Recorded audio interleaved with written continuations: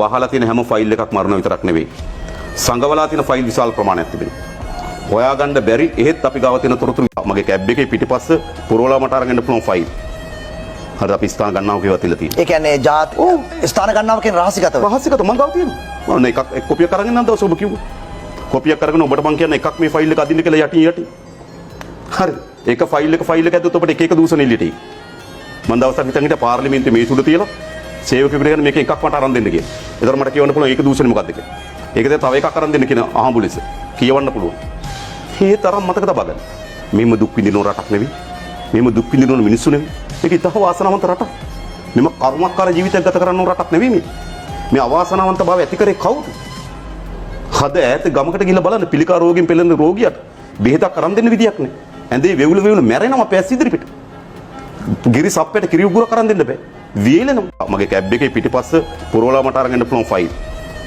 හරි අපි ස්ථාන ගණනාව කියවත් තියලා තියෙනවා. ඒ කියන්නේ ජාති ස්ථාන ගණනාව කියන රහසිගතව. රහසිගත මං ගාව තියෙනවා. මම එකක් කොපියක් අරගෙන නම් දවස් ඔබ කිව්වා. කොපියක් අරගෙන ඔබට මං කියන්නේ එකක් මේ ෆයිල් එක අදින්න කියලා යටින්. හරි. ඒක ෆයිල් එක ඇද්දොත් ඔබට එක එක දූෂණ එල්ලීට එයි.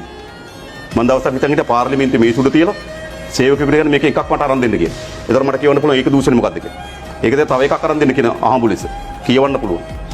මේ තරම් මතක තබා ගන්න. මෙහෙම දුක් විඳින රටක් නෙවෙයි. මෙහෙම දුක් විඳින මිනිස්සු නෙවෙයි. මේක ඉතහ වාසනාවන්ත රටක්. මෙම කර්මකාර ජීවිතයක් ගත කරන්න රටක් නෙවෙයි මේ. මේ අවාසනාවන්ත බව ඇති කරේ කවුද? හද ඈත ගමකට ගිහිල්ලා බලන්න පිළිකා රෝගයෙන් පෙළෙන රෝගියට බෙහෙතක් අරන් දෙන්න විදියක් නැහැ. ඇඳේ වෙවුල මැරෙනවා පැස් ඉදිරිපිට. ගිරි සප්පයට කිරි උගුර කරන් දෙන්න බෑ. වේලෙනවා. අවුරුදු 5ට වඩා අඩු දරුවන්ගේ 20%ක් යමුදිත. අඩුබර සහිත දරුවන් මන්ද පෝෂණේ. අවුරුදු 5ට වඩා අඩු දරුවන්ගේ පහෙන් එකක් මන්ද පෝෂණයෙන් පෙළෙනවා. ගැමිණි වහුරුන්ගේ 17%ක් රක්තහීනතාව. ගැබිඩි අම්මා ඉන්නවා ලේහිකකමේ. මොන දරුවද බිහි කරන්නේ? මෙහෙම වෙන්න ඕන රටක් නෙවෙයි මේක. මොකද්ද මේ කරේ? මේ දේශපාලකේ අපේ රට විපතටපත් කරා. මේක කනගාටුවත් තමයි අපිට හෘදය ඇත්තම. අපි ගම්වල මිනිස්සු, අපි මිනිස්සුගේ ජීවිත විනාශ වෙච්ච අපි දකිනවා.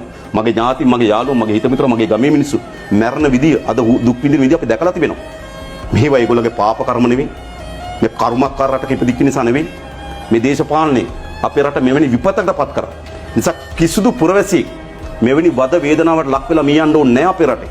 අපි කාට සතුටින් ඉනේයිලා අපේ ජීවිත කාලය ඉතින් හොඳින් නේද ජීවත් වෙලා ආදරයෙන් ලිංගිකකමෙන් බැඳීමේ සින්දුවක් කියලා විනෝදයෙන් ජීවත් වෙන්න ඕනේ රටක.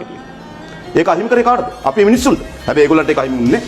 ඒ නිසා මේ මිනිස්සු අද දුක් වේදනාවටපත් වී තිබෙන්නේ. මේ ඊටාමත් චෞර කණ්ඩායම. මේකට ඉන්නවා මම කලින් කියලා දෙන දේශපාලක ටිකක් ඉන්නවා මේක ඇතුලේ. මේක ඇතුලේ ව්‍යාපාරික කීප දෙනෙක් ඉන්නවා. මම කියන කර්මාන්තකරුවා නෙවෙයි. ඇත්ත ආයෝජක නෙවෙයි. ඇත්ත මේ රටේ නිෂ්පාදනය කරන්න නෙවෙයි. චෞර වලල්ල ඇතුලේ ව්‍යාපාරික ටිකක් ඉන්නවා. මේක ඇතුලේ දේශපාලක ටිකක් ඉන්නවා. ව්‍යාපාරික ටිකක් ඉන්නවා. රාජ්‍ය නිලධාරීන් ටිකක් ඉන්නවා. නේද? ඒ වගේම පාතාලි සම්බන්ධතාවයන් තිබෙනවා. ඒ වගේම පොලිසිය කීප දෙනෙක් ඉන්නවා. හරිද? මෙවැනි ඉතා කුඩා චෞර වලල්ල අපේ රටේ මුළු සාරේ උරාගෙන තිබෙනවා. ලක්ෂ සංඛ්‍යාත මිනිස්සු දුක් විඳිනවා. ලක්ෂ සංඛ්‍යාත මිනිස්සු අඬනවා. ෆෑන් එක නැතුව දරුවට බිඳා ගන්න බෑ. ගෑස් ටිකක් අරගෙන උයා ගන්න විදියක් නැහැ. පරිප්පු ටිකක් ගිහලා කඩේට ගන්න විදියක් නැහැ. නේද? කිරිපිටි උගුරක් බොන්න විදියක් නැහැ. මේම දුක් විඳිනකොට ලක්ෂ සංඛ්‍යාත ජනතාව ඉතා අතලොස්සක් මේ රටේ මහජනයාගේ ධනය උකහාගෙන උරා බීලා විනාශ කරලා තිබෙනවා. එයාට දඬුවම් දෙන්න ඕනේ නැද්ද? ඒ දේපල පවර ගන්න ඕනේ නැද්ද? මොන අනතුරකට මුහුණ දීලා හරි මතක තබා ගන්න. සමහර අය හිතන්නේ මේගොල්ලෝ ගාව ධනෙ තියෙනවා, බලය තියෙනවා, ඒවට අපි යටත් වෙයි කියලා. දැක්කනේ අවන්් ගාඩ්ලා නේ කොහොමද සෙල්ලම් දාන්නේ? එහා ජනාධිපති එක ඡන්දිකද කිව්වා මිලියන 500ක් ඉදන් කරනවා මාව පරාද කරන්න. ඇයි? ඔබ හිතන නිකන් ඉන්න මුදලාලි කෙනෙක් මේ മന്ത്രിවරයෙක් පරාද කරන්න? මොකටද? කෝටි 800ක් අවුරුදු 2කමාරකට නාවික හමුදාවට ආපු සල්ලි. ඒ වෙලාවට නාවික හමුදාපති සින්නయ్య මහත්මයා ප්‍රකාශ කළා කිව්ව මොකද්ද? අපි අවන්ගාඩ් බිස්නස් එක කරා, ඒ කියන්නේ මුහුදු ආරක්ෂක බිස්නස් එක කරා අපි කෝටි 800ක් ඉපෙව්වා කිව්වා. හරිද? ඒවහ හොරා පාරෙන් අවන්ගාඩ්ට හැරෙව්වේ. හරි දැනුත් ආපහු ගෝඨාභයකට ඒගොල්ලෝ ලයිසන්ස් දුන්නා. ඒවට තමයි මේ නටන්නේ. මම දැක්ක මේ ඊයේ පෙරේදා නිරියහනට යන්නේ කාත් එක්කද? ඒ චෞර ව්‍යාපාර කියන්නේ ආරක්ෂක ලේකම් එක. කොහෙද මේ සම්බන්ධතාව තියෙන්නේ? ඒ නිසා චෞර ව්‍යාපාර කණ්ඩායමක් ඉන්නවා. ඉතා කුඩා රාජ්‍ය නිලධාරී කණ්ඩායමක් ඉන්නවා. ඉතා පොඩි මේ ආරක්ෂක සේවය පුදා කණ්ඩායමක් ඉන්නවා. දේශපාලක කණ්ඩායමක් ඉන්නවා. ඒගොල්ලෝ මුළු රටේම වවුල් හපයක් බවට පත් කරා. පත් කරා විතරක් නෙමෙයි පහුගිය කාලේ මතක තියන්න මේ පාලකයෝ. ජනතාවගේ සාධාරණ දුක් ගැනවිලට ඇහුම්කන් දුන්නේ. ගොවි ජනතාව අඬා වැටෙනකොට ගොවිපලට ඇවිල්ලා තමගේ කුඹුර නාටු වෙලා මේක තමයි අපිට තියෙන එකම බඩ වියත. මේක ආරක්ෂා කරගන්න විදියක් නැහැ. පොහොර ටික නැහැ. වගා කරන්න විදියක් නැහැ. හූල්ලනකොට මොකද කිව්වේ ගෝඨාභය? මං ඕනම් හමුදාව දාලා වගා කරන්න කිව්වා. දැන් ජනතාවගේ නැගිටිම වගේ හමුදාව දාලා යොදවන්න බලන්න. එදා කොහොමද පම්පෝර ගෙරුවේ? මතක තියාගන්න මේ පාලකේ කවුද කියලා.